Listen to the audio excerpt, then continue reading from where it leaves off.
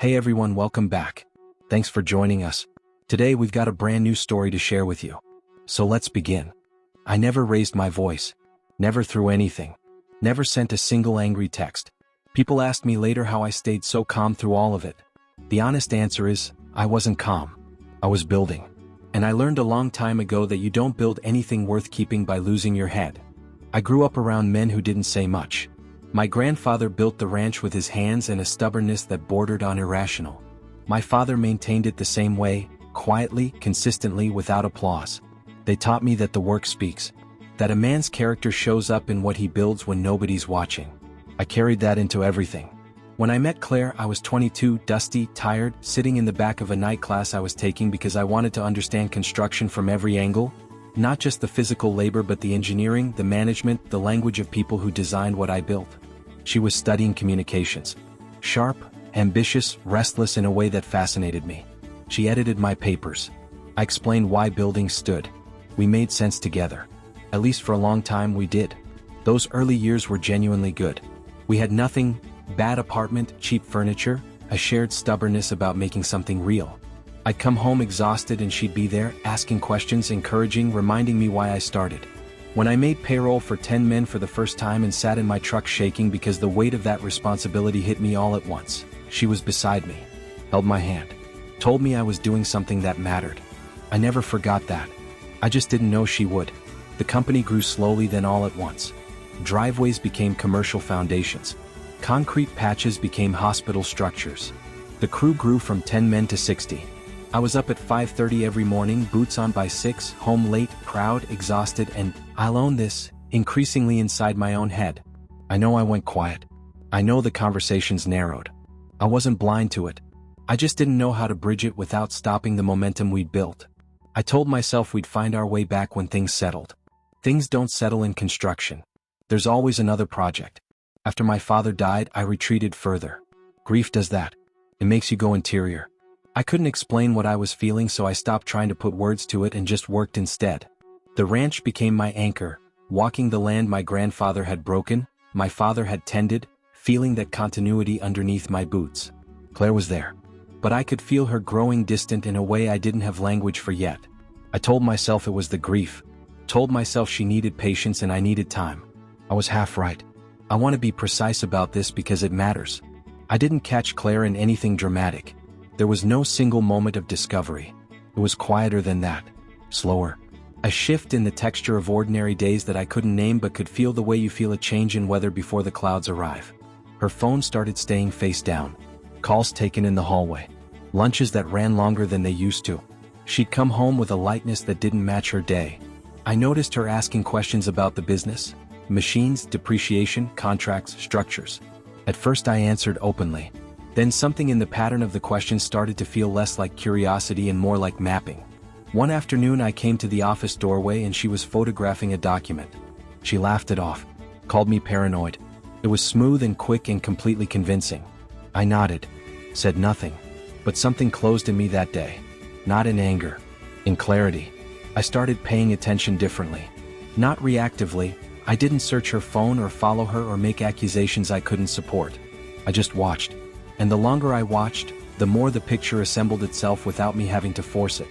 Derek worked with me. Had for years.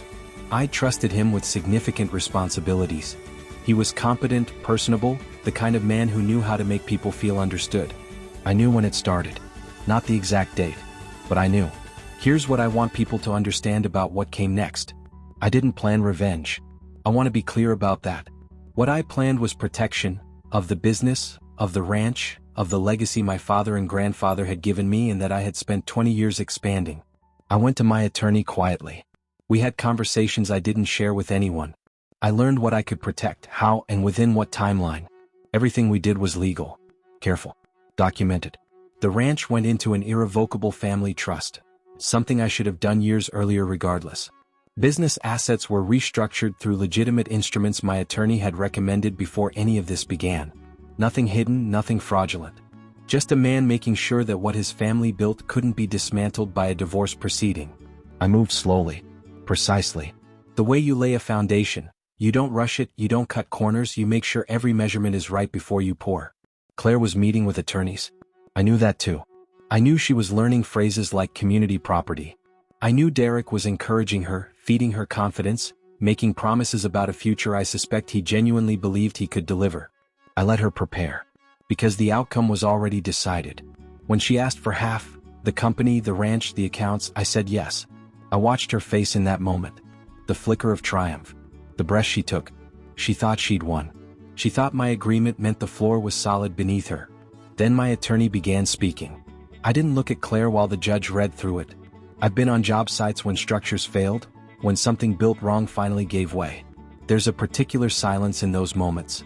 Everyone in the room understanding simultaneously that something irreversible just happened. The ranch, held in an irrevocable family trust. Not mine to give. The company, legally restructured. The assets she'd mapped and documented and planned around, reorganized within the bounds of the law before any filing had occurred. What remained was a fraction of what she'd anticipated. She whispered something to her attorney. I heard pages turning frantically. I kept my eyes forward. When the judge finished, I offered a settlement. Fair. Plain. A fraction of what she demanded, but something rather than nothing. She signed. Outside the courthouse, the Texas sun was sharp and bright. Derek was on his phone, pacing, his confidence finally cracked open where I could see it. I got in my truck and drove back to the ranch. Derek's access was revoked the following week. I didn't make a scene of it. Didn't announce it. Just closed the doors that had been opened to him, quietly, permanently.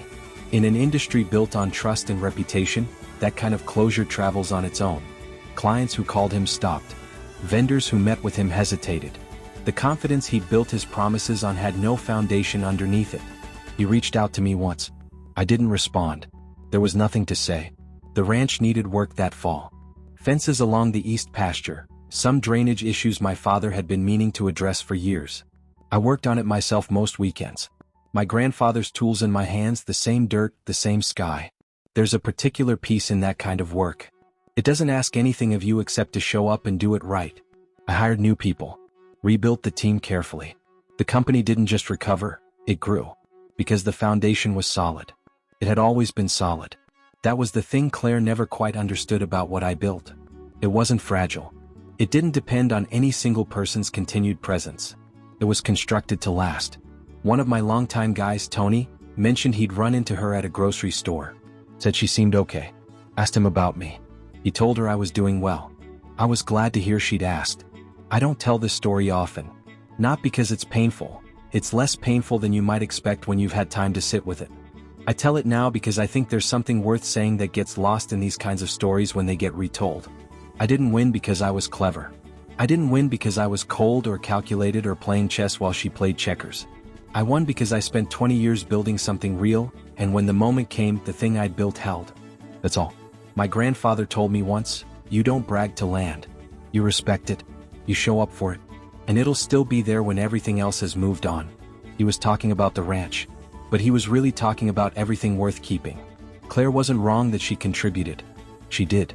Those early years were built by both of us. What went wrong wasn't the accounting of it. What went wrong was the day she stopped seeing partnership and started seeing a transaction. The day she looked at something we'd built together and decided to measure what she was owed instead of what we had. You can't build anything lasting from that posture.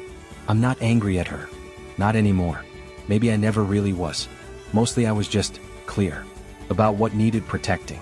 About what I owed the men who came before me. About what I wasn't willing to let dissolve. The ranch looks good this time of year. The crew is solid. The work continues. That's enough.